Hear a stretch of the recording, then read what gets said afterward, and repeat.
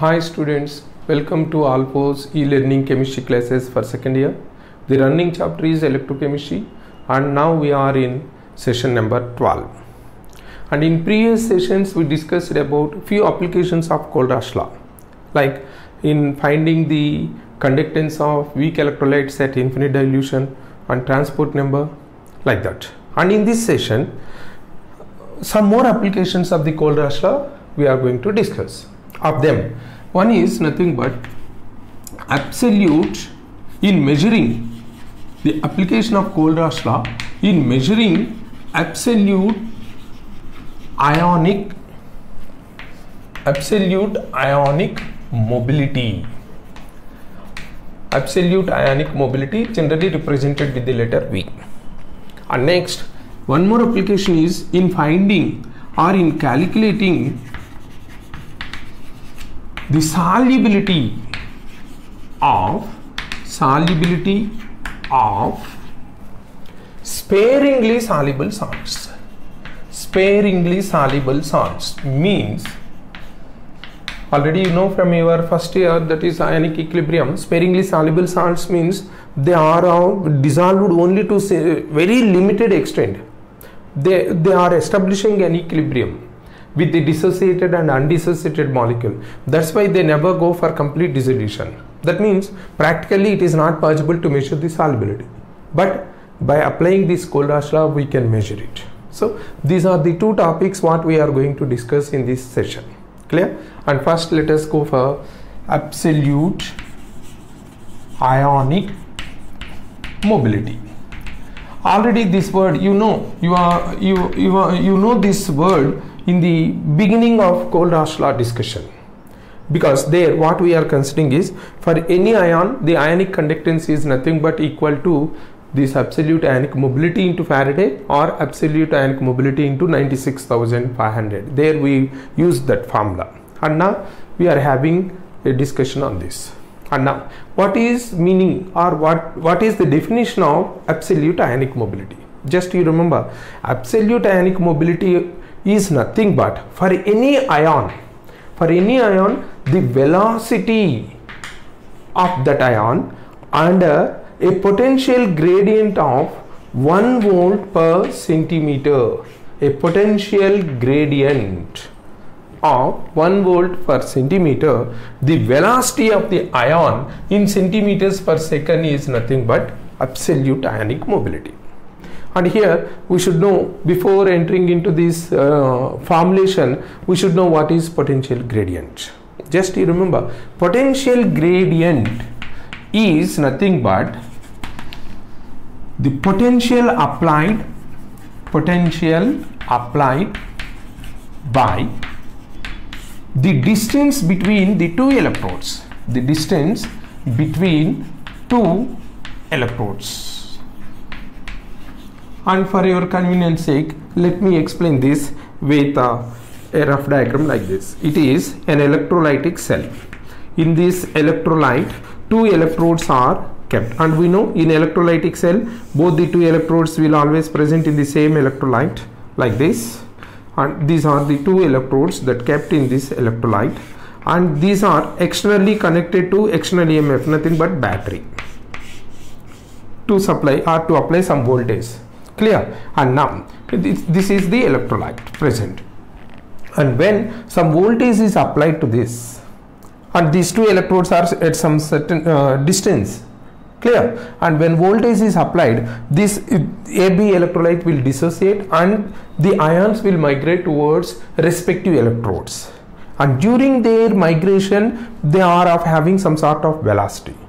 That velocity, when this cell is having the potential gradient 1 volt per centimeter, but we can measure like this. Say for example, in this, if these two electrodes are present at a distance of 20 centimeters, for convenience sake let us assume like that, and the potential applied for this electrolysis process is 100 volts, then the potential gradient we can easily calculate. Potential applied is 100 volt by the distance is 20, that is 5 volts per centimeter. This is potential gradient. And now The absolute ionic mobility. Say for example, in this solution, if the ion is having or moving with a velocity of, that means velocity of ion is v centimeters per second. Let us assume like this. If v centimeters per second is the velocity of the ion in the cell, which is of having a potential gradient of 5 volts per centimeter, now the absolute ionic mobility is nothing but the velocity when the potential gradient is 1 volt per centimeter. Simply here we can measure absolute ionic mobility is nothing but absolute ionic mobility is equal to V by 5 centimeter per second by volt centimeter. This is absolute ionic mobility. Just it is nothing but, ionic mobility is nothing but the velocity, but the only condition is that velocity under one potential gradient. Potential gradient is nothing but applied potential by the distance between the electrodes. The potential gradient to measure the absolute ionic mobility is 1 volt per centimeter. So when under that potential gradient the velocity is observed, that velocity is useful for us to calculate the ionic mobility of that particular ion by using, as we know already, conductance of any ion is equal to 96,500 into ionic mobility. Clear? And now, after knowing this ionic mobility, how it is related to conductance and where we are applying that Kohlrausch law, let us discuss about that. Clear? And now, ionic mobility and conductances of the ions at infinite dilution are related as, say for example, it is plus cation. This is equal to, it is proportional to V plus, and similarly minus anion proportional to V minus. And when we are making it equal, lambda naught plus is equal to K into V plus and lambda naught minus is equal to K into V minus. Here V plus and V minus are ionic, these are ionic mobilities of cation and anion, and K is constant. This is equal to 96,500. You remember? Clear? That means now we can write lambda plus naught is equal to V plus into 96,500. Similarly, lambda naught minus is equal to V minus into 96,500. And after getting these two from these ionic mobilities, lambda infinite of that particular electrolyte is equal to lambda plus lambda naught minus. This is Kohlrausch law again. Simply, it is nothing but the application is after getting the ionic conductance from ionic mobility by using this formula, then we are applying Kohlrausch law, just to observe. Clear? And now, how to find this ionic mobility? Ionic mobility is when they are providing the potential gradient and when they are providing this velocity of that ion in that particular electrolyte, we can apply the formula, the velocity of the that ion by potential gradient. Clear? And with this one, in case sometimes they will ask, they are providing the ionic conductance and they may ask for the ionic mobility. Ionic mobility, we are having one formula, that is nothing but, now let me write here, ionic mobility, just now we define, it is equal to velocity of ion by potential gradient. This is actual what we define the ionic mobility, absolute ionic mobility. Clear? And now with the Kohlrausch law, that ionic mobilities are related to this also.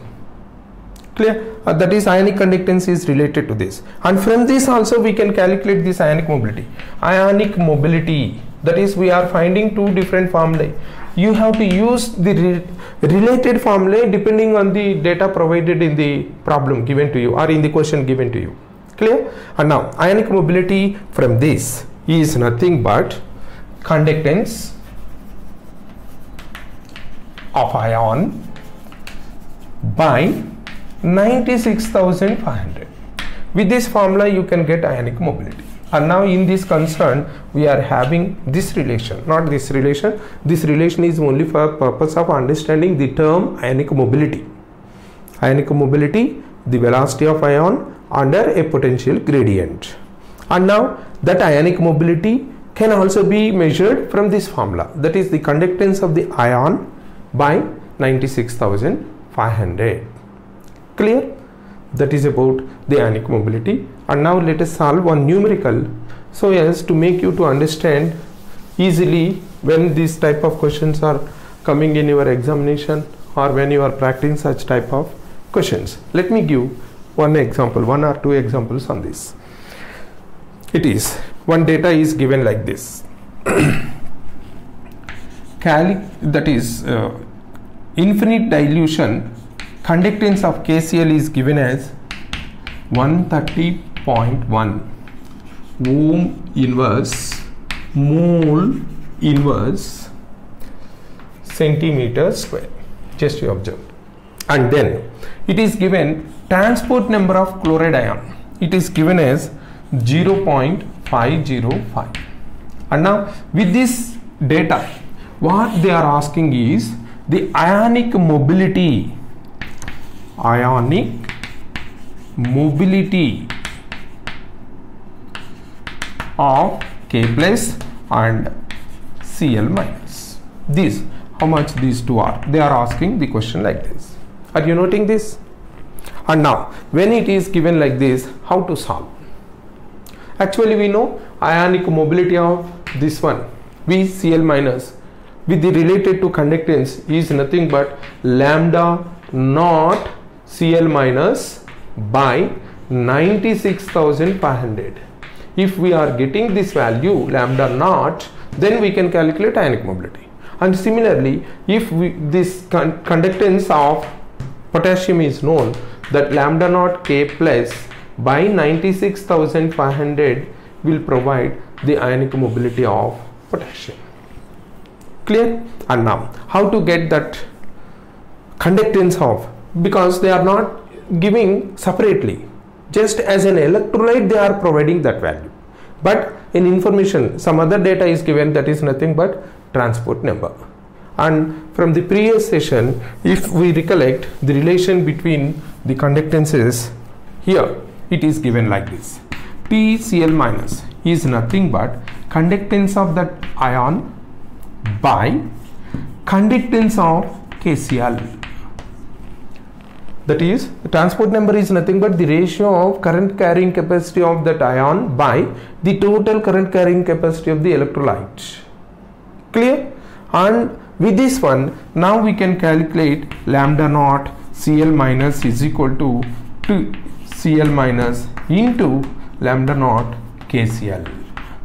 And by substituting the values here, that is, this TCl is given as 0.505 and this lambda naught is equal to 130.1. With this one you can calculate this lambda naught Cl minus, and by substituting that value here simply you can get VCl. I think you can complete this. And one more.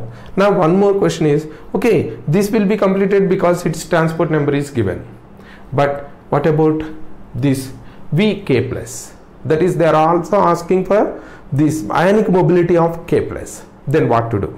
Then just you remember and recollect what we discussed in the previous session. When TCl is known in any electrolyte, when two ions present, the sum of transport numbers of the two ions is equal to unity. Already I referred to make you too easy to memorize, I referred that to mole fraction. In case of liquid solutions, the sum of mole fractions of all the components is equal to unity 1. Similar to that, the sum of transport numbers of all the ions in the electrolyte solution is equal to 1.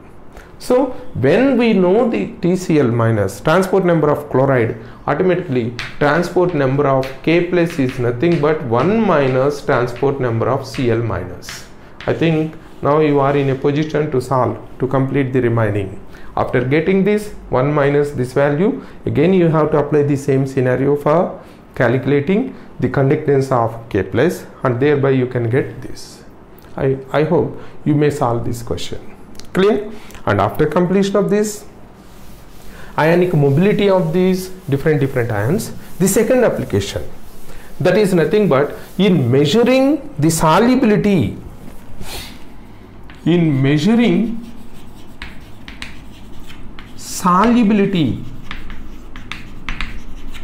of sparingly soluble salts.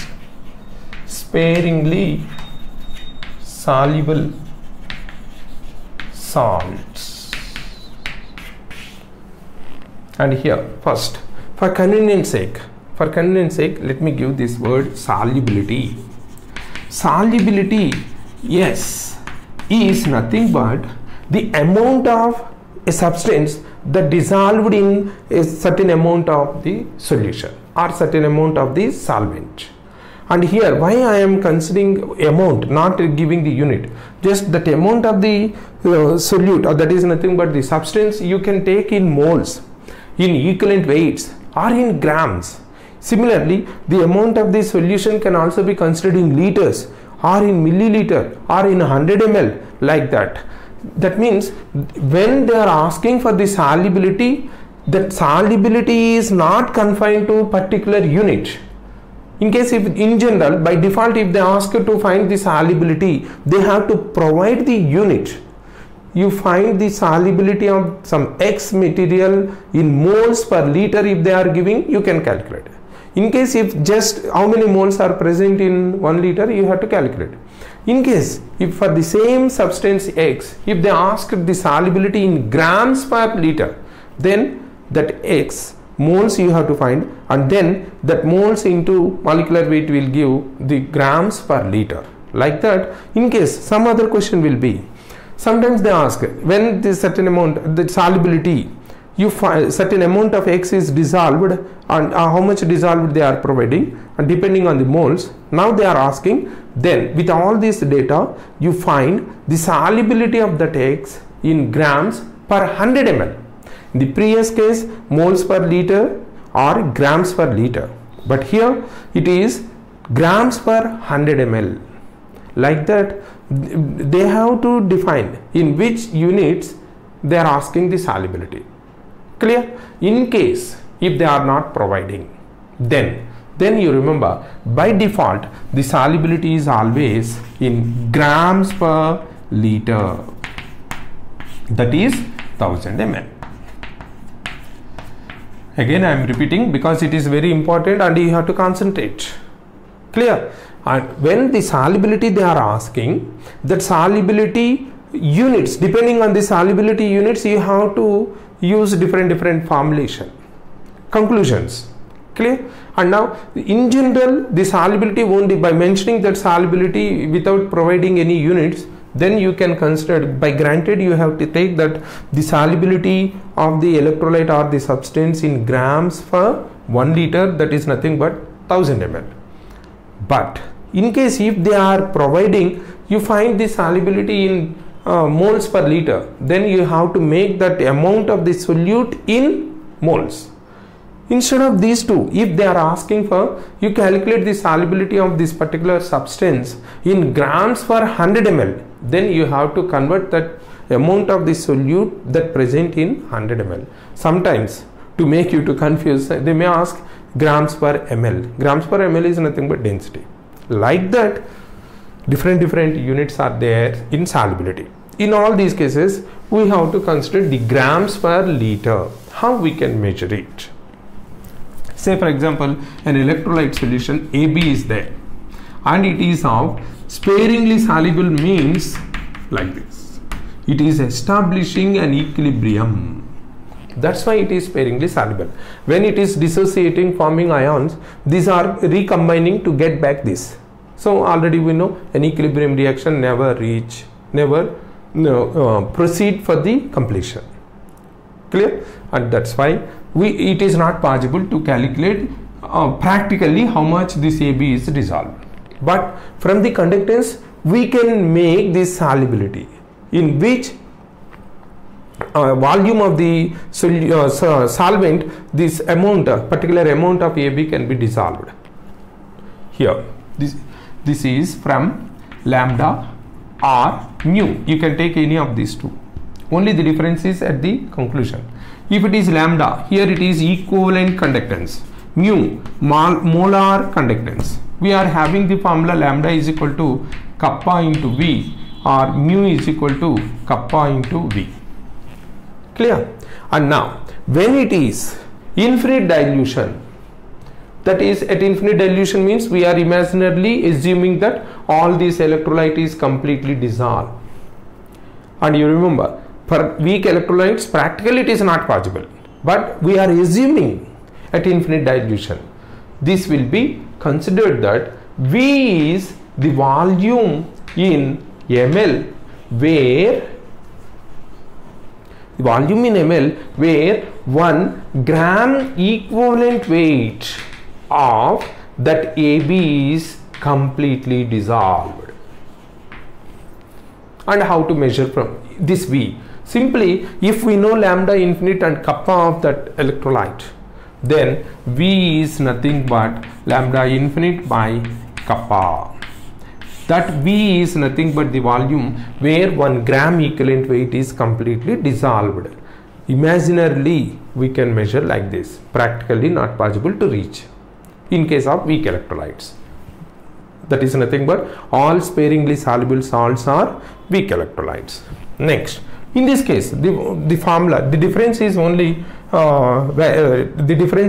in this case the amount of solute or electrolyte that dissolved. Here it is V volume in ml where 1 mole means 1 gram molecular weight of AB is completely dissolved. That is the only difference between these two. In case if it is equivalent conductance, the volume of V volume is having gram equivalent weight of electrolyte in complete dissolution condition. And in case if it is molar conductance, just V volume of the solution is having 1 mole of the electrolyte in complete dissolved condition. That is the only difference. And here also we can measure the V from lambda infinite by kappa. Clear? And now in case of these two, where we are applying this Kohlrausch law. Kohlrausch law, say for example AB, A plus conductance is given and B minus conductance is given, and we know these conductances, ionic conductances, are not related to the strength of the electrolyte. Just in the previous discussion, in the previous sessions we discussed that. That is Kohlrausch law application in case of weak electrolyte, and the conductance are there. What he stated is the conductance of any ion is fixed or constant at infinite dilution at a fixed temperature, irrespective of the strengths of the electrolyte, parent electrolyte. With that one, if we are having A plus and B minus conductances, now by sum of these two, that is A plus conductance plus B minus conductance is nothing but lambda not AB. Here we are applying that Kohlrausch law. By taking this lambda not AB, that is lambda infinite, and if they provide the conductance, specific conductance, the V volume in which 1 gram equivalent weight or 1 mole of AB is dissolved can be measured. Okay, and now first let us consider how to measure the solubility from gram equivalent. Same formula. V, say for example V is the ml where 1 gram equivalent weight is dissolved, measured from this formula. Now how to measure the solubility in grams per ml, per 1000 ml or liter. We know V is the volume in which 1 gram equivalent weight is dissolved. Now solubility in grams per 1000 ml. So 1 gram equivalent weight present in V volume, then V ml, just you remember V ml volume, 1000 ml volume possesses how many gram equivalent weights? Just I think you can easily calculate. It is nothing but 1 present in V and now we require in 1000 ml. After getting this number of gram equivalent weights per 1000 ml, now we are getting that, but they are asking that in grams per 1000 ml. Just after getting this number of gram equivalent weights into its gram equivalent weight, this is, don't get confused, this is number of gram equivalent weights, number of gram equivalent weights, and it is gram equivalent weight. It is the relation molecular weight and moles. Molecular weight in grams and moles are different. It is similar to number of gram equivalent weights is similar to moles, and gram equivalent weight is similar to molecular weight. Clear? So by multiplying these two, we will get grams present in 1000 ml. I think you follow all this. Again I am repeating. V, the volume where 1 gram equivalent weight of the electrolyte is completely dissolved, can be measured imaginarily, provided if they are giving the infinite conductance or the conductance at infinite dilution of electrolyte and specific conductance of the electrolyte by using this formula. Here, to measure the conductance of the electrolyte at infinite dilution, that is lambda infinite, we may not have the direct data. Sometimes they may provide the conductances of the individual ions. So when they are providing the conductances of the individual ions, then we are using Kohlraasch law to get the conductance of the electrolyte at infinite dilution, which is simply conductance at infinite dilution of an electrolyte is nothing but the sum of conductances of the individual ions. So after getting that, by using the kappa what they are providing, we can calculate V volume.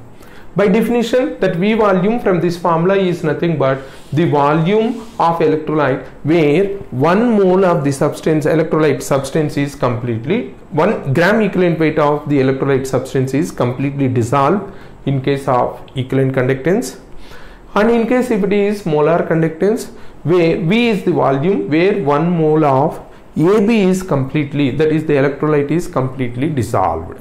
Clear? After that, when we are getting that V volume where 1 equivalent weight or 1 mole is present, then we can calculate the number of equivalent weights or the number of moles that dissolved in 1000 ml by using this formula. After that, the number of equivalent weights, gram equivalent weights, or in case if it is molar conductance, the number of moles have to be converted into grams. Simply by multiplying with the gram equivalent weight in case of number of gram equivalent weights, simply by multiplying with gram molecular weight when it is moles.